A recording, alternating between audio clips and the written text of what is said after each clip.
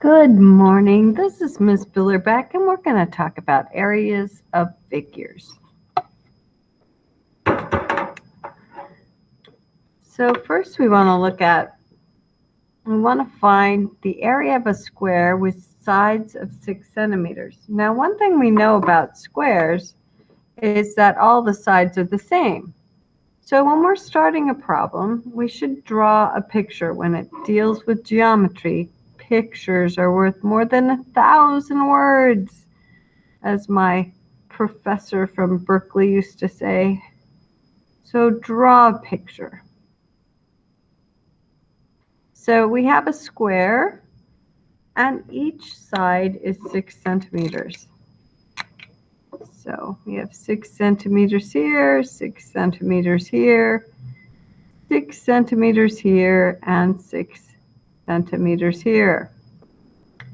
Okay, so now we can look at, well, we want to find the area. Well, area of a parallelogram, of which a square is an extremely specialized parallelogram, is base times height. Okay, so it can also be length times width, especially in a situation where we have right angles. So when we have right angles, that happens in rectangles and squares. So we might also see the equation length times width. Okay, L times W. That's not the best W in the world, so let's fix that. So that's L times W. All right, so let's look at what is the base. So the base and the height have to be at right angles to each other. Well, that's easy because each corner of the square is a right angle, just like in a rectangle. So length times width is basically base times height. So we can say the area of this square then equals 6 centimeters times 6 centimeters, which is 6 centimeters squared, or in other words, 36 centimeters squared. All right, let's look at another problem.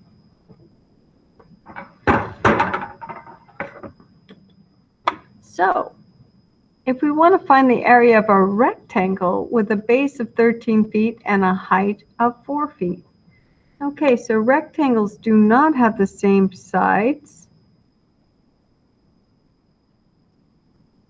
So we draw a quick picture. We know we have right angles because it's a rectangle. We know because parallelograms and rectangles and squares have opposite sides that are equal. We know a great deal about this figure already just from the words that were given to us. So this is 4 feet. So that means this side's also 4 feet. This is 13 feet, which means this side's 13 feet.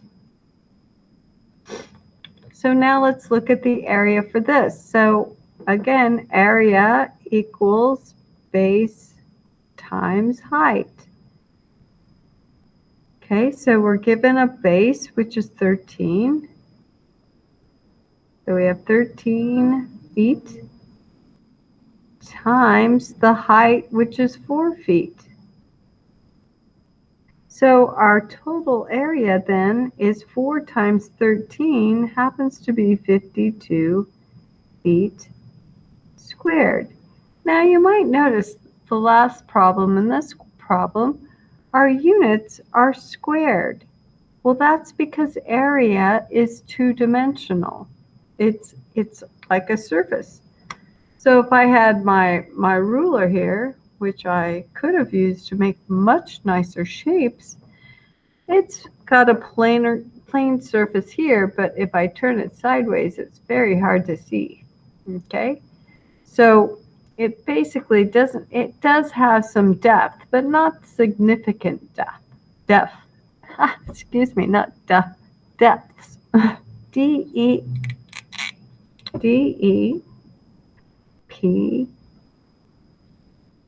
It doesn't have significant depth. There you go. Sorry, some of these words are hard, huh? Okay, so anyway, so we have basically just a flat surface, and that's area. That's all we're going to do, okay? So volume's a completely different thing, because volume would be more like this, where I have a flat area here, but look at that, I've got some depth here. So I could get the volume of my eraser. There you go. All right, so this is the area of this rectangle. Okay, so example 3, what is the area of a parallelogram with a base of 8 inches and sides of 5 inches and a height of 3 inches? Oh, this is a little tricky. So parallelograms have sides that are parallel, and opposite sides are parallel, like this. So we don't have right angles anymore. Okay, so we do have one thing that says it's a height of 3 inches. So we can go here and draw a little square here, which this little square symbol means a right angle. So when we see that, that's a height. So that's 3 inches right there, because it gave us a height of 3 inches. So it says the base is 8 inches. So the base is here where the height connects. And the sides are 5 inches.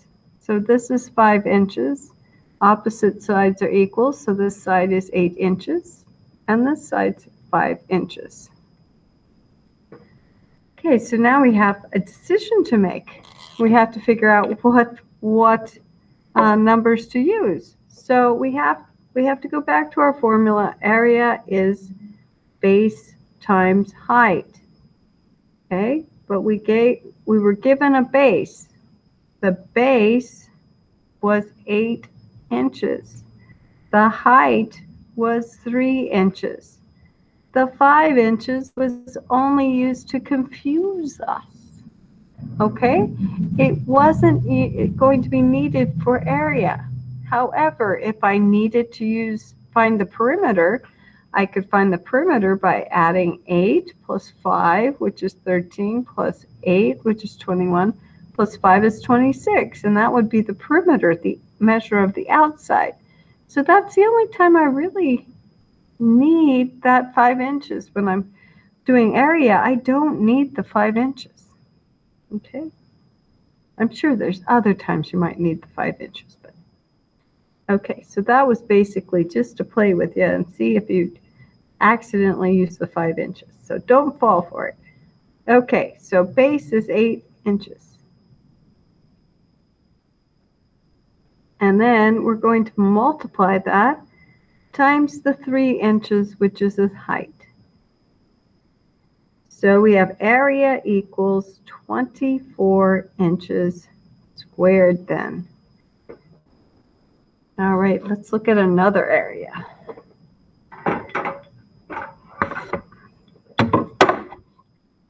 Right, so we have the area of a trapezoid with bases of 7 centimeters and 13 centimeters and a height of 12 centimeters. Okay, so when we have bases of a parallelogram, they are, I'm sorry, not a parallelogram, of a trapezoid, they are parallel.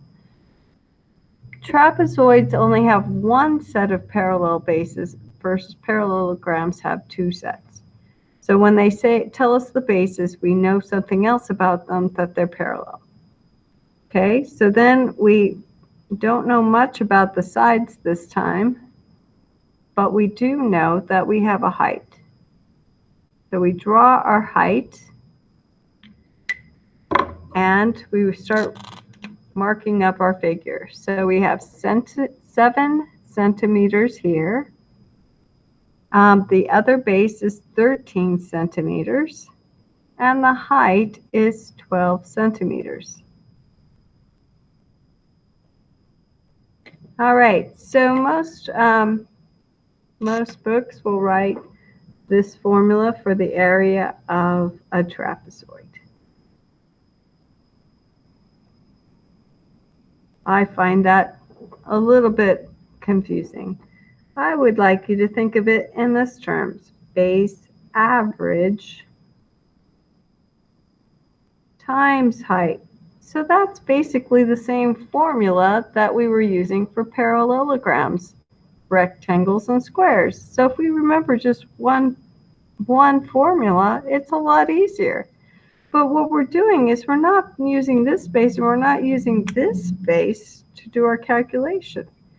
We're using the average base, which is here. So this is base average. So how do we get an average? Well, we add two things, or we add the numbers together and divide by the number of numbers. Since we have two bases, we're dividing by 2. So what we're going to do to find the average base is we're going to write 7 plus 13, and these are inches, and we're going to divide them by 2 to get the average. Then we're going to multiply by the height. Whoops, I'm using centimeters, not inches. There's a difference between centimeters and inches, so we need to be careful of our units. Okay, so then we have 12 centimeters. Okay, so we have area equals 20 centimeters divided by 2 times 12 centimeters. So we have 10 centimeters times 12 centimeters, which is 120 centimeters squared. So there we have it. Now, let's look at this a little more closely and see why I might have done it that way, and see if it would be any different if I had used the formula that they always tell you to use. Okay, so they're saying, let me get this to open. There you go. Okay, so area equals 1/2 height times base 1 plus base 2. So area equals 1/2. Our height was 12 centimeters, and base 1 and base 2 were 7 plus 13 centimeters.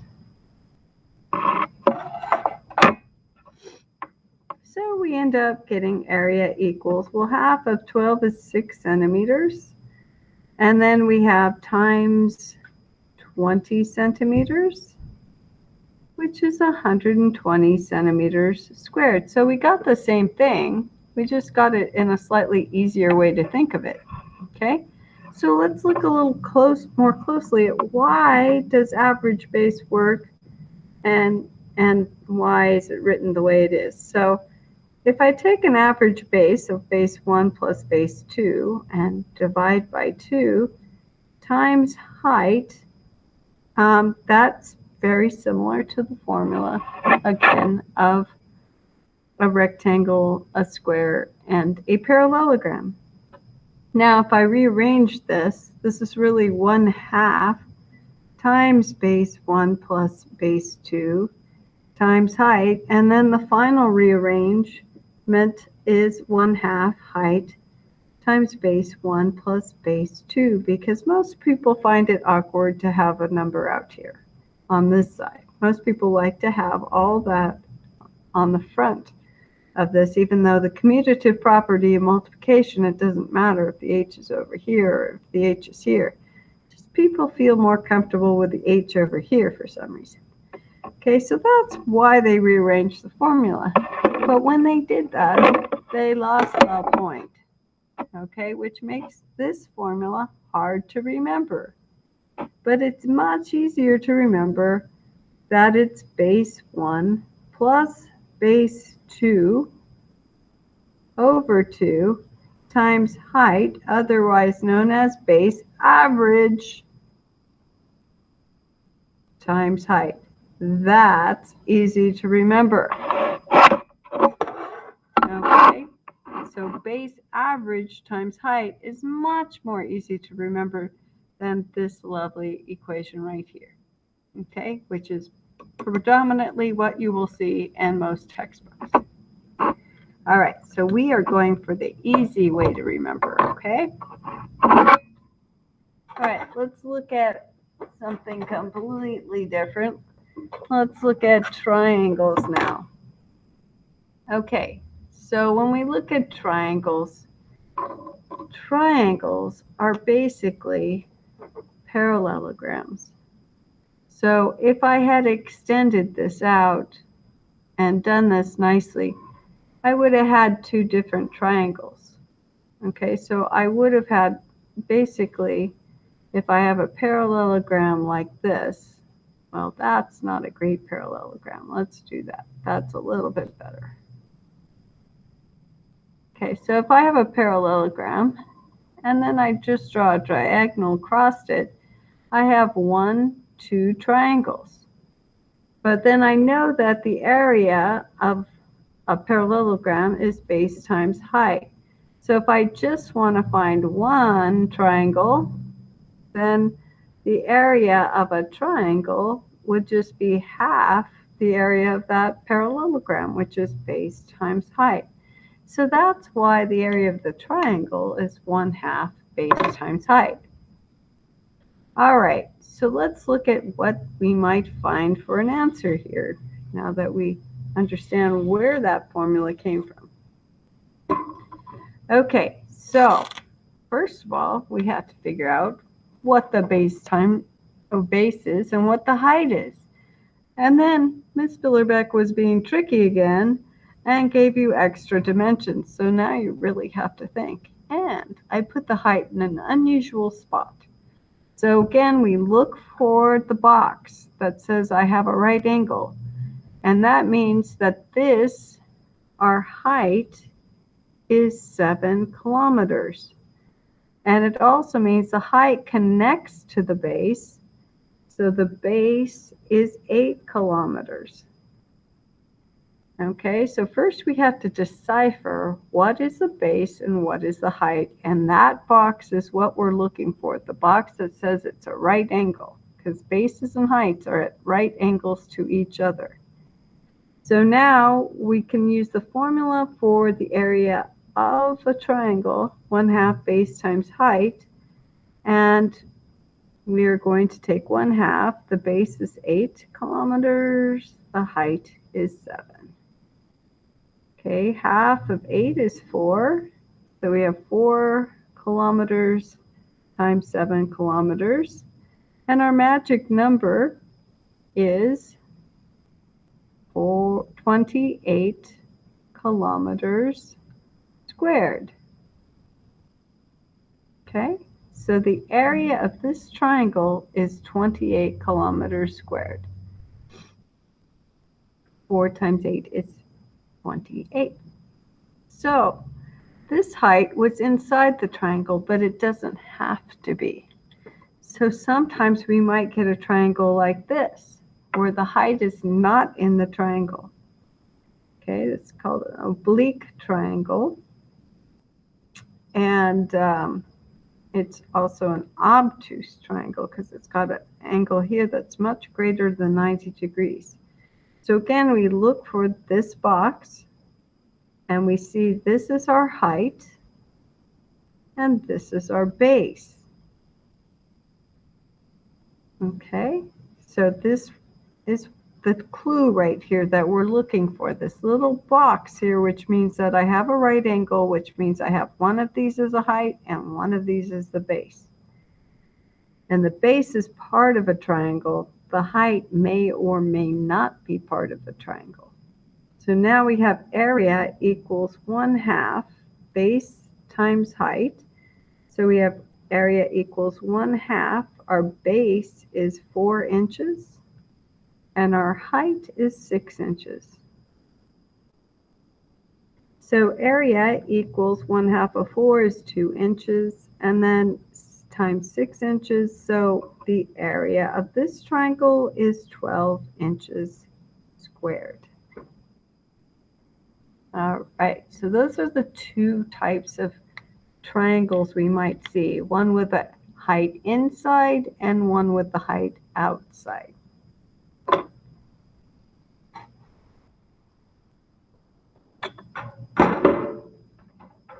All right, let's look at circles now. So circles also have an area, but we have to use a special symbol called pi. So pi looks like this. Pi is what is on my mask. See? I teach math and I have a super pi on my mask because that is my superpower.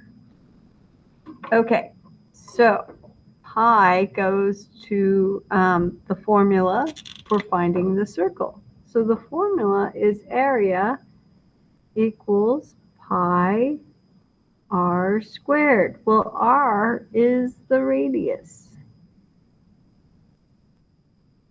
Okay, so the radius starts from the center of the circle and goes to the outside of the circle. It's like if you had a little straw with a string around it, and you whirled that straw around, the string is the radius. Okay? So when we do this, we have pi, and we see our radius is 9 meters, so we square that. So we have pi times 81 meters squared, but we don't write pi 81. We write it like this with a number first, 81 pi, or if we have bad editors on our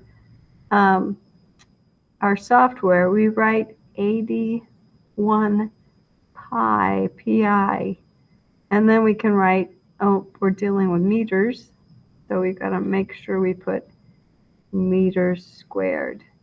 Okay? Sometimes you're going to be given a circle that has a very long line across it with going through the center. Okay, so this is a diameter. Okay, so the diameter has one radius here and one radius here. So the diameter, we can write it as d. So the diameter equals 2r, or we could say the radius is half the diameter. So when we're given a circle like this, we have to deal with that because we can't use 12 in the equation because that's a diameter. So the area ends up being pi, and since we're given a diameter, it's going to be d over 2, which this could be written d over 2 squared, okay, otherwise known as pi r squared. Okay, so now we put that all together, pi and half of 12 squared, so that's pi times 6 squared. So we end up with 36 pi, and we check our units, which are inches squared, and that will be our answer. Okay, so remember to box in your answers too when you do your work. All right, I hope you don't have any questions, but if you do, I am always available for answers. So I hope you have a wonderful day. Take care. Bye-bye.